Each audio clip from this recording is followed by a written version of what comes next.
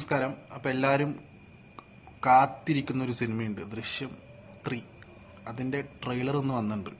ഞാൻ ആദ്യം വിചാരിച്ചത് ട്രീസർ ഇറക്കിയിട്ട് അങ്ങനെ സിനിമ റിലീസ് ചെയ്യുന്ന വിചാരിച്ചു. പക്ഷെ അവർ ട്രെയിലർ ഒന്ന് വിട്ടിട്ടുണ്ട്. നമുക്ക് വേഗം ട്രെയിലർ ഒന്ന് പോയി കണ്ടിട്ട് വേഗം വരാം. നിങ്ങളെല്ലാവരും ഒരു റിയാലിറ്റി അക്സെപ്റ്റ് ചെയ്തു. പോലീസിനും ഈ സൊസൈറ്റിയിലെ നല്ലൊരു ശതമാനം ആളുകൾക്കും ഈ കേസിന്റെ സത്യാവസ്ഥ എന്താണെന്ന് നന്നായിട്ട് അറിയാം.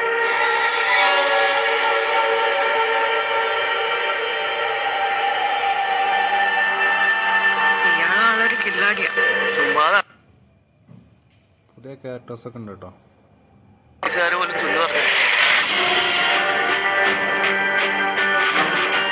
ജോർജ് കുട്ടി തന്നെയല്ലേ പറഞ്ഞത് പ്രശ്നങ്ങളൊക്കെ തീർന്നു, ഇനി പേടിക്കാൻ ഒന്നുമില്ലെന്ന്.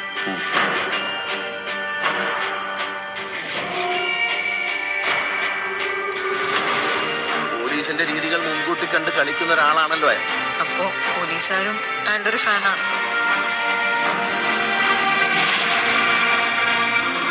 പിന്നെ ജോർജ് കുട്ടി ആളൊരു കുറുക്കനാണ്.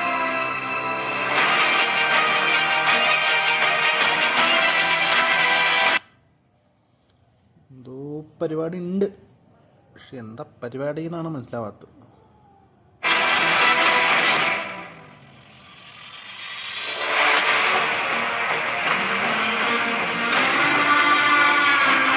ഈ ആക്സിഡന്റ് കാര്യം എന്താ അവരോട് പറയാൻ പറ്റാതെ? അവരെ രക്ഷിക്കാനാണെങ്കിലും ഞാൻ ഈ ചെയ്ത കാര്യങ്ങളൊക്കെ കാണുമ്പോൾ അവരുടെ അച്ഛനൊരു ക്രിമിനലാണ് എന്നൊരു തോന്നലുണ്ടായത്. അവരങ്ങനെയൊന്നും ചിന്തിക്കില്ല. ഞാൻ തന്നെ അങ്ങനെ ചിന്തിച്ചു.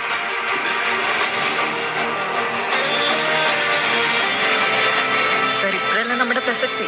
മീഡിയ ഇൻവെസ്റ്റിഗേഷനിലൂടെ ജീവൻ വെച്ച് തെളിയിക്കപ്പെട്ട എന്തോരം കേസുകളുണ്ട് സർ. അവരാരാണെന്ന് മനസ്സിലാക്കാൻ എന്തെങ്കിലും സൂചന തരാൻ? I want his full file on my desk as soon as possible.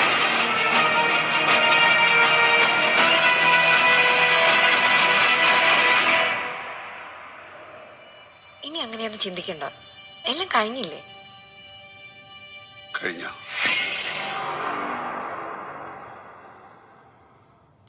കഴിഞ്ഞോ? ഒന്നും കഴിഞ്ഞിട്ടില്ല.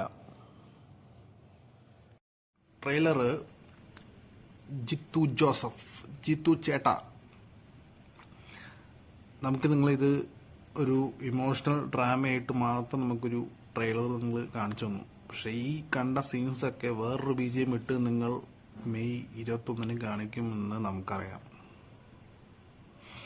പക്ഷെ ഇത് എങ്ങനെയാണ് ഇതിൻ്റെ കഥ, അതിൻ്റെ ഒരു സസ്പെൻസ് എലമെൻ്റ് എങ്ങനെയാണ് കൊണ്ടുപോകണമെന്നാണ് നമുക്ക് മനസ്സിലാവാത്തത്. നമ്മളും പടത്തിന് വേണ്ടി വെയിറ്റിംഗ് എന്ന് പറഞ്ഞാൽ കട്ട വെയിറ്റിംഗ് ആണ്.